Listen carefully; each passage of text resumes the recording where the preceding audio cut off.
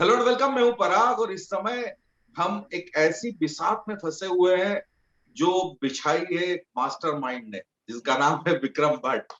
और उनके साथ है ओमकार और संदीपा। बहुत बहुत स्वागत है आप सभी का। थैंक यू सो नमस्ते। मच। कैसे हैं? शुक्रिया सुमन।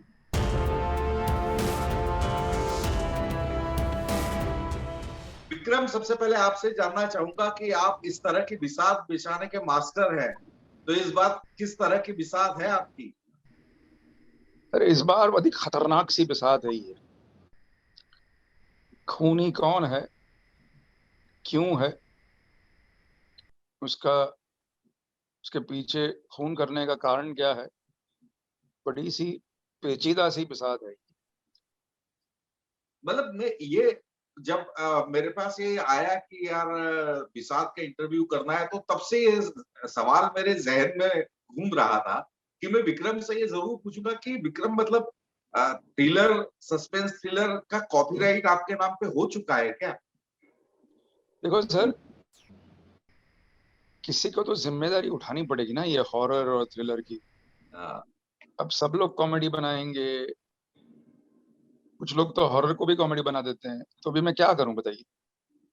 Horror is a serious business, ये आपने हॉरर सीरियस बताया। Business, even comedy is serious business वैसे। लेकिन अ, फिर मैंने कहा कि नहीं यार, देखो एक बड़ी सीधी बात है जो बुजुर्गों ने बताई है, जो आता है वो करना चाहिए।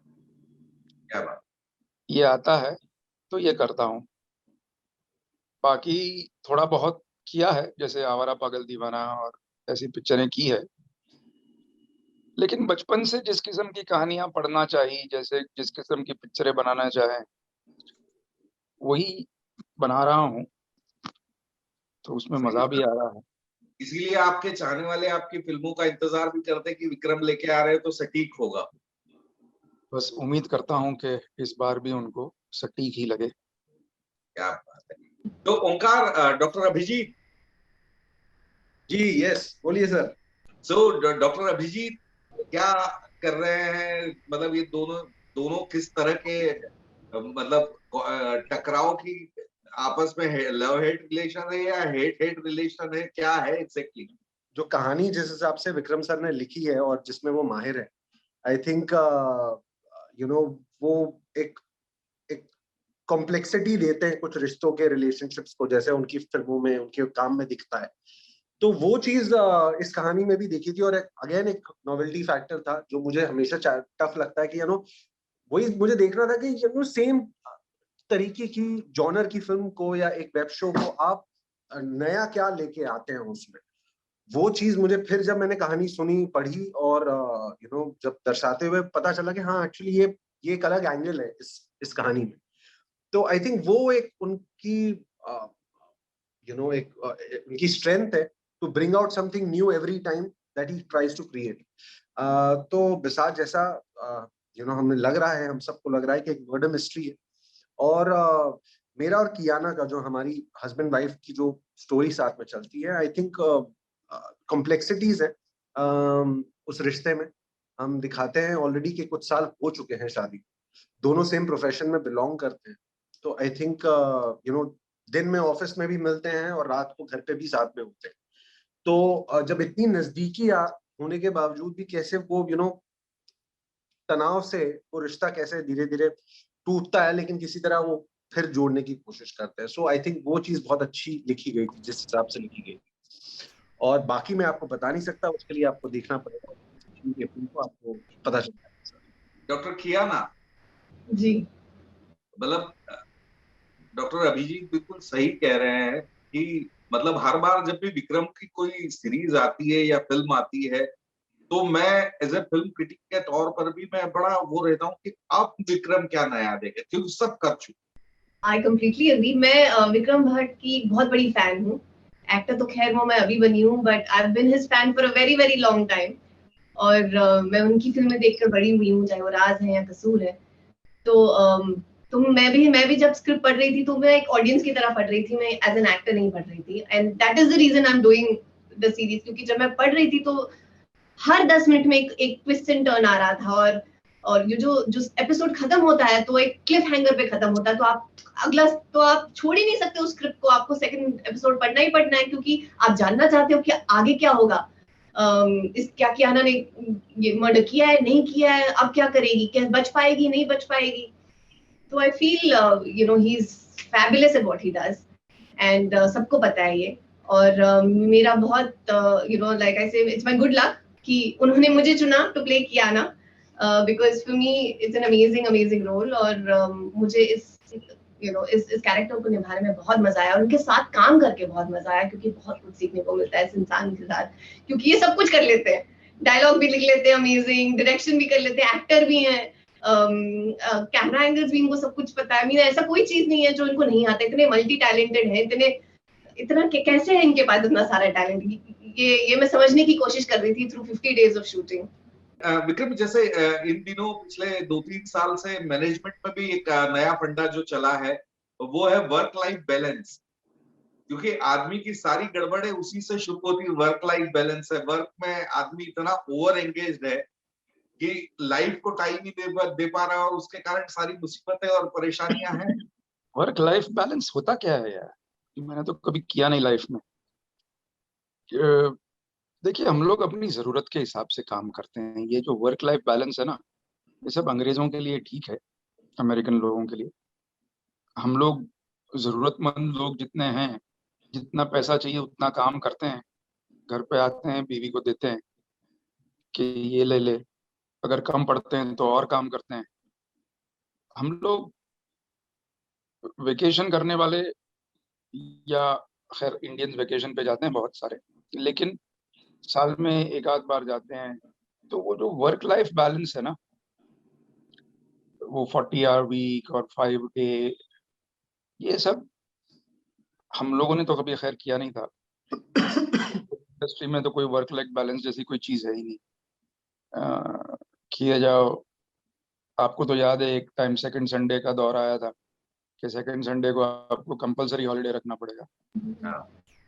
तो यहाँ तो हमने ऐसे भी शूटिंग की है कि प्रोड्यूसर ने कहा यार होली के दिन तो, होली तो सुबह खेलते ना, 2 की शिफ्ट रख ले यार। तो आप बिलीव नहीं करेंगे, राज की लास्ट डे शूटिंग दिवाली की रात को थी, क्योंकि खत्म करनी ही थी पिक्चर। तो अब क्या वर्क लाइफ बैलेंस बताइए। वही मैं मतलब जिस तरह का फंडा चल रहा है, मैं वो डिस्कस कर रहा था इस कैरेक्टर के पॉइंट ऑफ व्यू से। और सही मतलब जिस नहीं, तरह के उसका हालात में ये हम वर्क लाइफ लोग बैलेंस चलते हैं। नहीं है उनका। कुछ थोड़ा प्रॉब्लम थोड़ा अलग सा है। प्रॉब्लम ये है कि जो साइकियाट्रिस्ट होता है ना, जो डॉक्टर, जैसे ओमकार जो है वो he doesn't play a psychiatrist, वो जनरल मेडिसिन है। और कियाना साइकियाट्रिस्ट है। तो इसका आइडिया जब मैं सोच रहा था ना, तो मेरी एक जो फ्रेंड है साइकियाट्रिस्ट, उसने मुझे कहा कि यार हम साइकियाट्रिस्टों की प्रॉब्लम क्या होती है कि हमारे लिए ना कोई ब्लड टेस्ट नहीं होता, ना एक्सरे होता है, ना एमआरआई होता है कि यार इसकी दिमागी हालत क्या है, इसके लिए एक ब्लड टेस्ट कर लो। कुछ पैरामीटर्स होते हैं ऊपर नीचे, लेकिन खास तो आपको बातें कर करके ही पता चलता है कि इसका, ये पेशेंट का प्रॉब्लम क्या है। पर अगर उसमें रॉन्ग डायग्नोसिस हो जाए तो आप उस पेशेंट को और अपने आप को एक बड़े गलत रास्ते ले जा सकते हैं। तो कियाना ऐसी डॉक्टर है जो एक मोड़ पे फिल्म में कहती भी है, सीरीज में कहती भी है कि ये जो दवाइयाँ होती हैं ये बीमारियों के लिए, वो बड़ी सख्त दवाइयाँ होती हैं। अगर आप किसी नॉर्मल आदमी को दे दे तो उसे इफेक्ट कर सकती है। तो मैं नहीं चाहती कि मैं किसी ऐसे इंसान को दवाई दे दूं जो दवाई डिजर्व ना करता। लेकिन अब ये प्रूव करने में कि उसके पेशेंट कितना सही बोल रहा है या कितना गलत, उसमें ये कुछ ज्यादा ही उलझ जाती है, जरूरत से ज्यादा। तो कभी कभी कहते हैं ना, वो पिक्चर में एक डायलॉग भी है, कहते हैं कि एक सही के पीछे न जाने कितना गलत कर बैठती है। बिल्कुल सही। तो वो कैरेक्टर है उसका। चलते चलते मैं आपसे तीनों से एक सवाल पूछना चाहूंगा कि आपकी पसंदीदा थ्रिलर, मतलब मास्टर की थ्रिलर कौन सी पसंदीदा है? आई थिंक मेरी सबसे पसंदीदा थ्रिलर होगी इंसेप्शन। वो जो पिक्चर बनाई है, उसे, उसका आइडिया, उसका नरेशन भूल नहीं सकता मैं। मेरी है राज। राज तो फरर है। No, yeah, I was quite a thriller in there. हाँ, थ्रिलर भी है। It was thriller. I think it was a fab thriller. I think मुझे ओवरऑल वक्त पे बहुत सारी फिल्में, सर की सारी फिल्में जो जितनी थ्रिलर सर ने बनाई है, I mean that those have been the benchmark, and उन्होंने थ्रिलर का एक जॉनर प्रॉपर्ली सेट किया था। हर बार हर कोई बना रहा था थ्रिलर, लेकिन एक डायरेक्टर जो थ्रिलर माहिर है जिस पर जो बनाने में, वो विक्रम भट्ट, ये हम सब जानते हैं। So I think with each and every film that he made, I think he was just building the bar with each time. I think उनकी उसमें से कोई भी उठा लीजिए, I think one of. But though my personal of his favorite, which I told him also, is not a thriller. I love, for me, my favorite of this film is Gulam for me. आप जब एक नया thriller सोचते हैं, जब दिमाग में लाते हैं कॉन्सेप्ट, आपको खुद को कितना चैलेंज महसूस होता है? क्योंकि आप तो इस दुनिया में इतने रमे हुए हो कि उसमें से बाहर लाना और एक नई चीज करना वाकई डिफिकल्ट काम है। एक सच बात बताऊं पराग, जो ये जिस्म होता है ना, ये जिस्म जब आइडिया करेक्ट होता है ना, तो ये जिस्म रिएक्ट करता है। ये बताना बड़ा मुश्किल है कि कैसे ये रिएक्ट होता है, लेकिन द क्लोजेस्ट थिंग इज कि आप जब एक गाना सुनते हैं ना, तो कुछ गाने पसंद आते हैं, कुछ गाने पसंद नहीं आते। अभी मैं आपको बताऊं कि पराग ये गाना पसंद क्यों है, तो आप कहेंगे यार पसंद है मुझे यार। अब क्यों पसंद है ये धुन, ये तो दुनिया में आज तक कोई बता नहीं पाया। ऐसे ही जब एक कहानी सही लगे ना, तो बॉडी रिएक्ट करता है गाने की तरह, और ऐसा लगता है कि यार इसमें कुछ है। अभी कभी कभार आपका ही बॉडी रिएक्ट करता है और ऑडियंस का रिएक्ट नहीं करता और सो जाते हैं, और कभी कभार आपके साथ साथ वो भी रिएक्ट करते हैं। तो ये तो सांप सीढ़ी का खेल है मेरे भाई।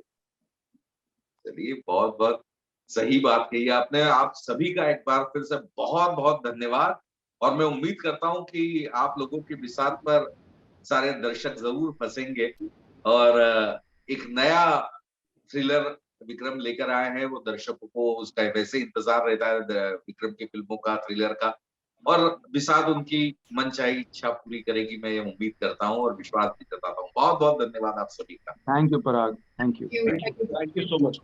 Radio City.